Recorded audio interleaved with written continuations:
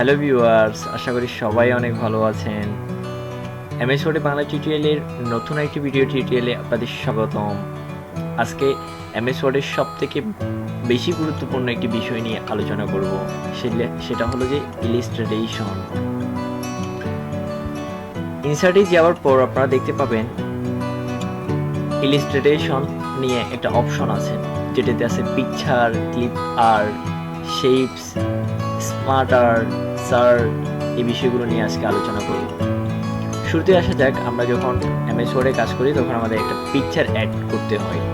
একটা পেজের মধ্যে আমরা কীভাবে পিকচার অ্যাড করতে পারবো সেটাতে যদি করতে যাই, সাধারণত আমরা এখানে গিয়ে পিকচারে যাওয়ার পর আমাদেরকে পিকচারটার লোকেশনটা বের করতে হবে। আমার কাছে একটা পিকচার আছে, গিটারের পিকচার, এটা ইনসার্ট করে দিলাম, এখানে চলে আসলো। এটাকে কাস্টমাইজ করা আমার কাছে অনেক বেশি জটিল মনে হয়, সেজন্য আমি কখনো এভাবে কাস্টমাইজ করি না। এটা খুবই জটিল এবং কাস্টমাইজ করতে অনেক ঝামেলা। এটা লেফটে আনাটা অনেক মুশকিল, রাইটে আনাটা অনেক মুশকিল, সেজন্য আমি এভাবে পিকচারটা অ্যাড করি না। আমি সহজভাবেই করি, সেটা হচ্ছে যে ইনসার্টে যাওয়ার পর শেপে যাব, এখান থেকে একটা রেক্টাঙ্গল নেব, এই প্লাস চিহ্নটা মাউসের সাহায্যে ক্লিক করে ধরে দেখি আমার যতটুকু দরকার, আমার ছোট্ট দরকার হলে এনাফ, এতটুকুই দরকার।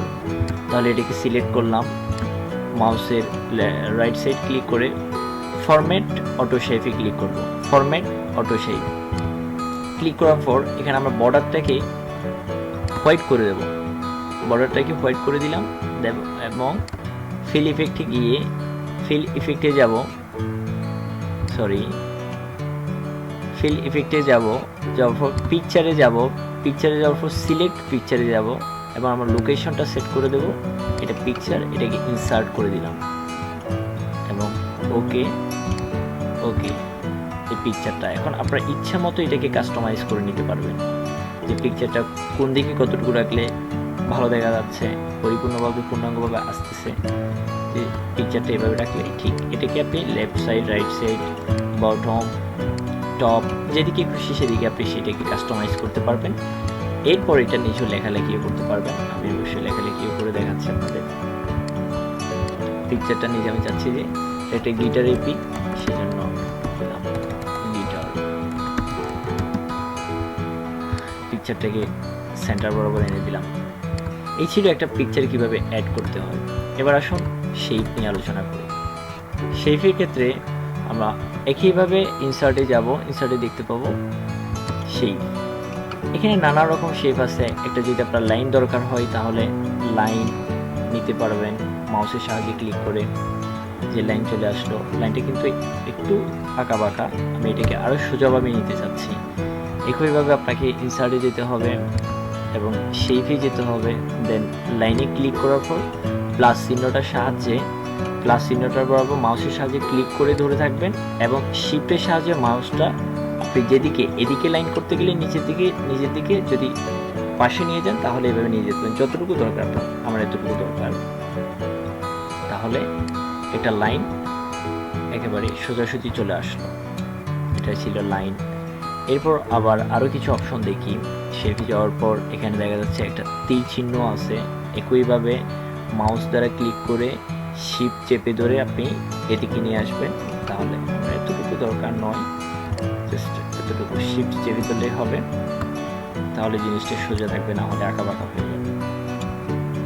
তাহলে আমি এটাকে একটু এভাবে দেখাতে পারি।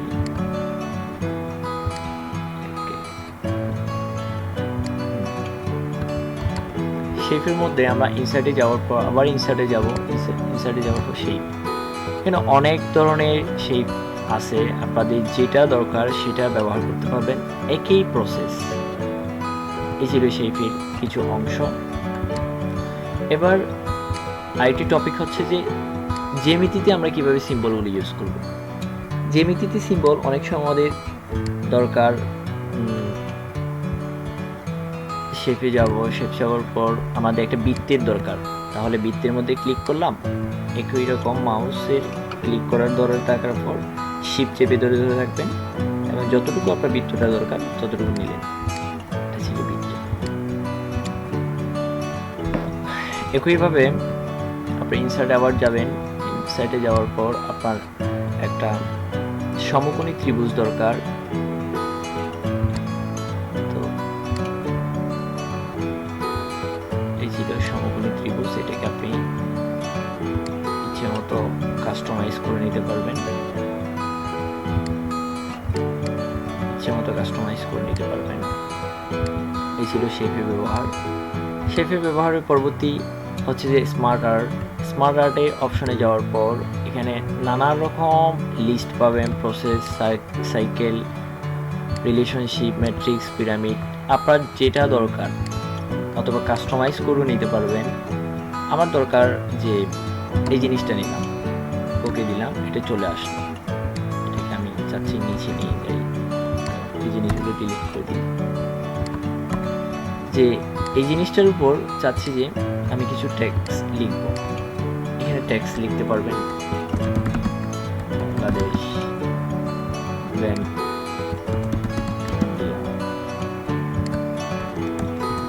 পাকিস্তান। আপনার স্মার্ট আর্টের মাধ্যমে আপনি আপনার কাজগুলোকে সুন্দরভাবে উপস্থাপন করতে পারবেন। এরপর ইনসার্ট অপশনে যাওয়ার পর আরও একটি অপশন আছে, সেটা হচ্ছে যে চার্ট।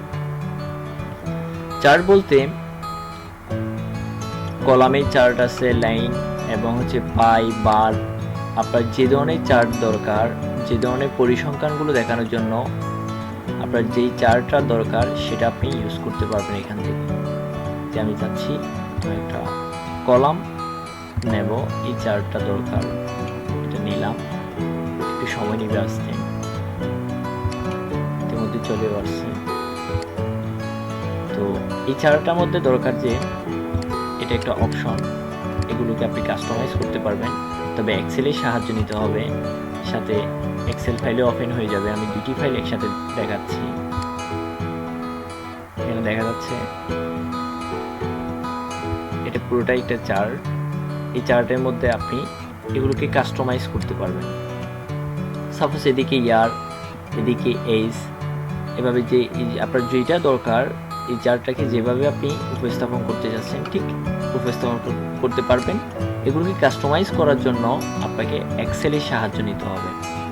যে সিরিজ 1, দ্যাট মিনস এখানে যে সিরিজ 1, 2, 3 আপনি এগুলোতে কী বসাতে যাচ্ছেন এবং ক্যাটাগরিগুলোতে কী বসাতে যাচ্ছেন এবং এই নাম্বারগুলোতে কী বসাতে যাচ্ছেন সেটা আপনাকে এক্সেলের মাধ্যমে এখানে গিয়ে ডাবল ক্লিক করলেই, এখানে যাওয়ার পর ডাবল ক্লিক করলে আপনি এগুলোকে কাস্টমাইজ করতে পারবেন। সেভ করার সাথে সাথে এখানে চলে আসবে। এই ভিডিও টিউটোরিয়াল এই পর্যন্তই থাকবে, অনেক লম্বা হয়ে যাচ্ছে। ইনসার্টের অপশনে যাওয়ার পর ইলাস্ট্রেশন অপশনে যাওয়ার পর দেখতে পাবেন পিকচার, ক্লিপ আর্ট, শেপ এবং স্মার্ট আর্ট, সার্ট। এই অপশনগুলো মূলত যারা ডিজাইনিংয়ে কাজ করে তারা ভালো করে জানবে। এই অপশনগুলো দ্বারা আপনার এম.এস ওয়ার্ডের ফাইলটাকে আপনি খুব সুন্দরভাবে প্রদর্শন করতে পারবেন। যে কোনো শেপগুলো দিয়ে আপনার যে কোনো জিনিস আর্ট করতে পারবেন, পিকচার এড করতে পারবেন এবং ক্লিপ আর্টগুলো দ্বারা দেখাতে পারবেন, স্মার্ট আর্ট দ্বারা দেখাতে পারবেন এবং চাইলে আপনি চার্ট ব্যবহার করতে পারবেন। কাজেই এগুলো ভালো করে প্র্যাকটিস করলেই, দু একটা নিয়ে প্র্যাকটিস করলে আপনার ধারণা চলে আসবে। পরবর্তীতে কোনো প্রজেক্ট করার সময় আপনার আর কোনো ধরনের সমস্যা হবে না। এই ভিডিওটি এই পর্যন্তই। সবাইকে অনেক ধন্যবাদ। আমার ভিডিওটি যদি আপনাদের ভালো লেগে থাকে অবশ্যই সাবস্ক্রাইব করবেন এবং লাইক কমেন্ট করতে ভুলবেন না। সবাইকে অনেক ধন্যবাদ।